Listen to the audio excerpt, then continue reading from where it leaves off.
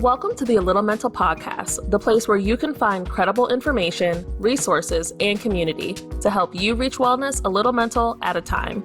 I'm your host and founder, Morgan Reed, and I'm so glad you're here. Let's get into it.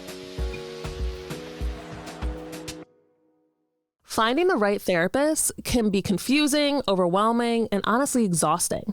So today, I am going to help you create a game plan for this process where you will refine your search before you even start looking. I'll show you exactly where to look for a therapist and how to confidently evaluate if a therapist is the best for you.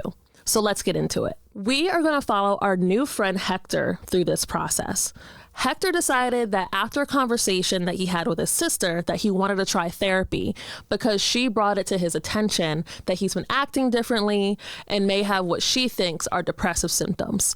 Now, while he doesn't really like labels and isn't trying to get diagnosed, he does want to feel better, so he's willing to look for a therapist. Hector has a pretty demanding finance job, so he already knows that he wants to try virtual sessions in the evening so that way he can feel the most comfortable in his space and be able to decompress afterwards. So with just knowing a couple of those preferences, Hector already has a few elements of his pre-work already figured out. And when I say pre-work, I mean like the reflections and preferences that you feel may best help you, again, refine your search when looking for a therapist. I love me a good acronym, so we are going to use the acronym WIT, where W is your why, the I is for your investment, and the T is for your therapist type. Hector already knows his why and his goals for therapy.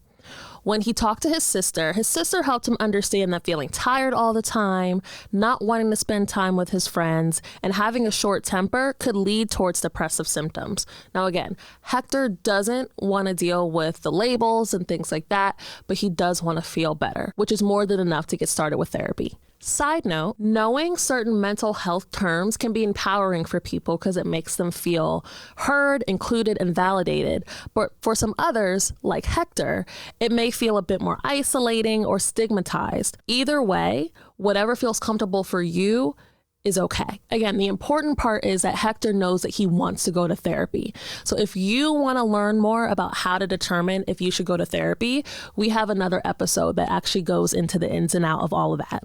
But back to Hector. So Hector knows the W in his WIT, the why he wants to go to therapy. Now let's get into his I, his investment.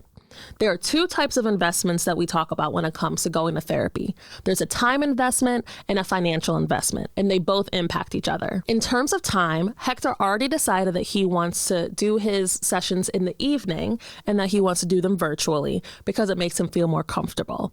And because Hector is also a finance guy, he also knows that based on his budget, he has about $160 a month to be able to use on his therapy sessions.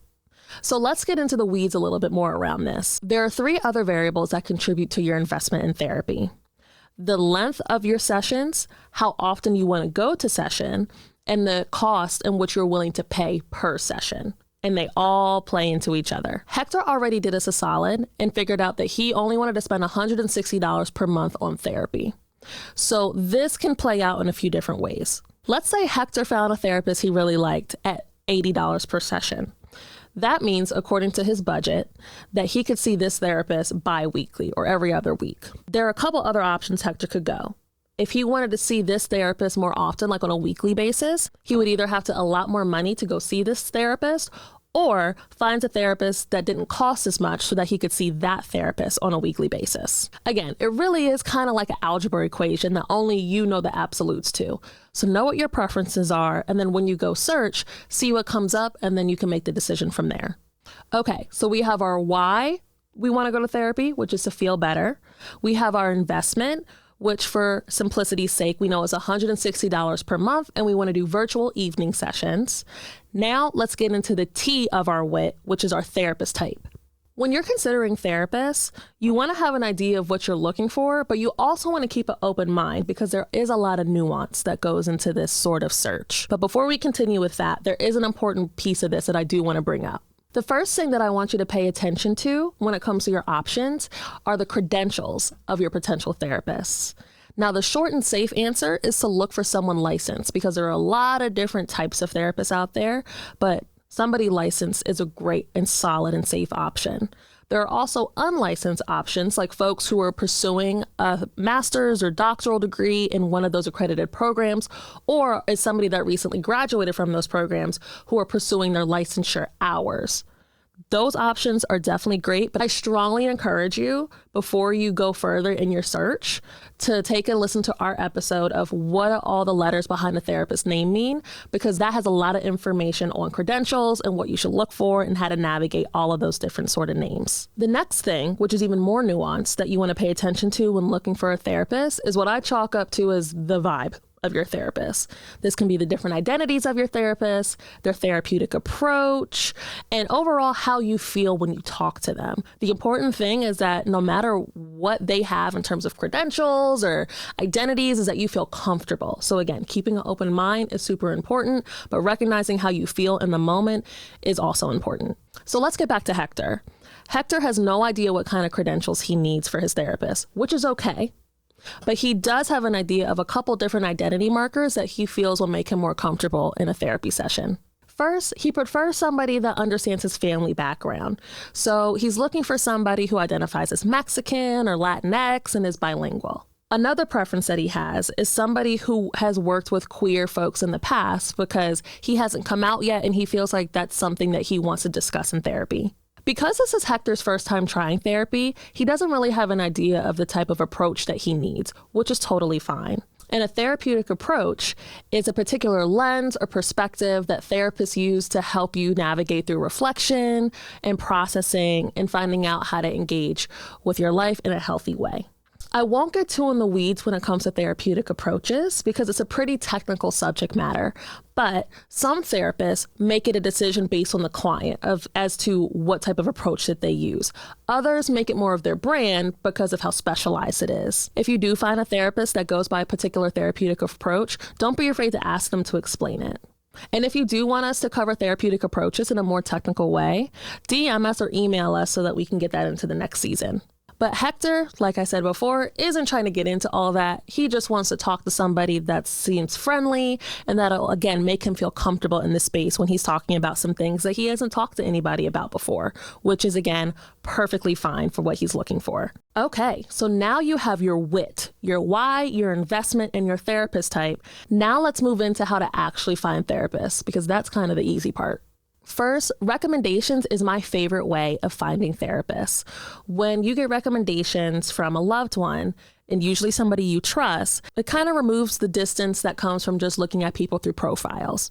That being said, the other side to this is that somebody who works for one of your folks or one of your trusted loved ones may not be the best fit for you, which is totally fine. That being said, it is a great jumping off point, and I highly recommend it. But in terms of Hector, none of his friends go to therapy, so he's not going to look to them for this particular part. Another solid place to look for therapists is through your insurance. Now, not all therapists take insurance for very valid reasons, of which we're not going to get into today. But those that do, what you're going to want to do is look in your insurance company's directory. Typically, insurance companies have a database of therapists and other healthcare professionals that fall under their coverage. So feel free to reach out to the company directly, log into your account, or call your HR rep to see what works for you and where that information is.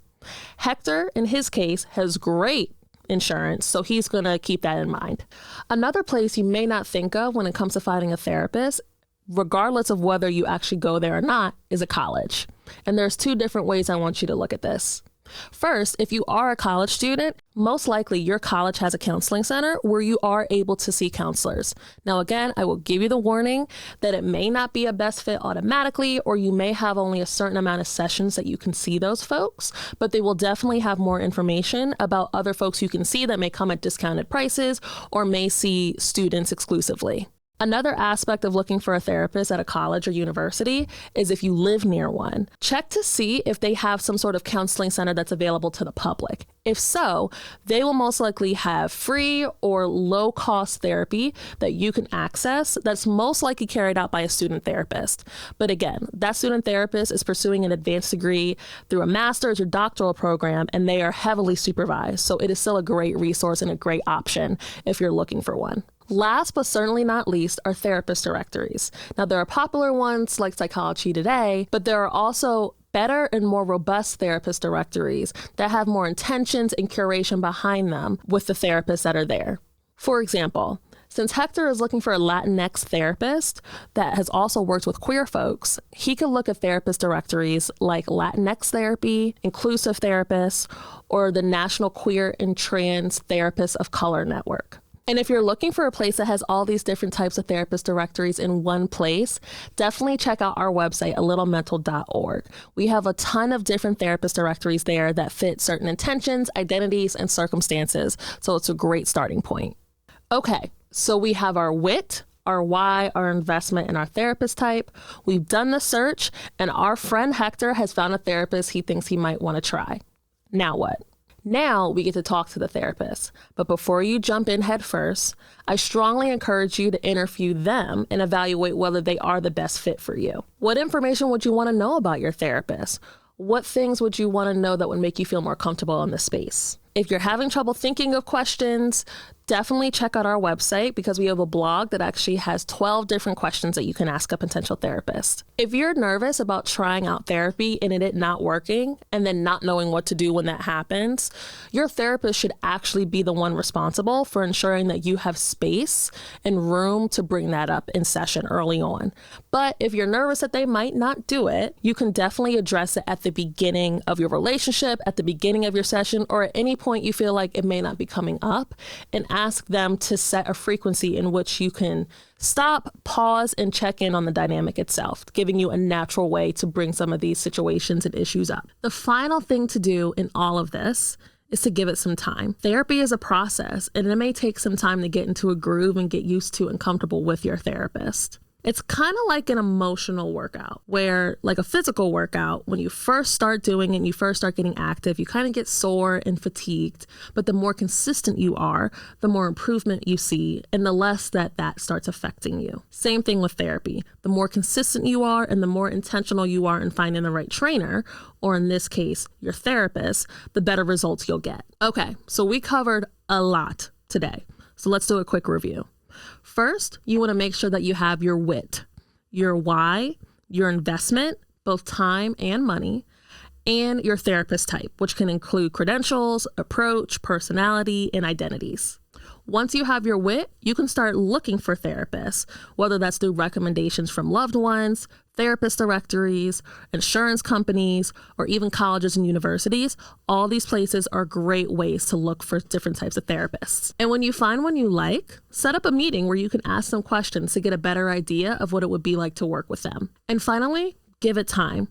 Therapy is a process, and this new dynamic between you and your therapist can take some time to settle in. If you want to learn more about what to expect in therapy or where to find a therapist, check out our website at A.Little.Mental.org and check us out on social media on TikTok, Instagram, and Facebook at A.Little.Mental. Thank you so much for being here, and don't forget to be kind to yourself today.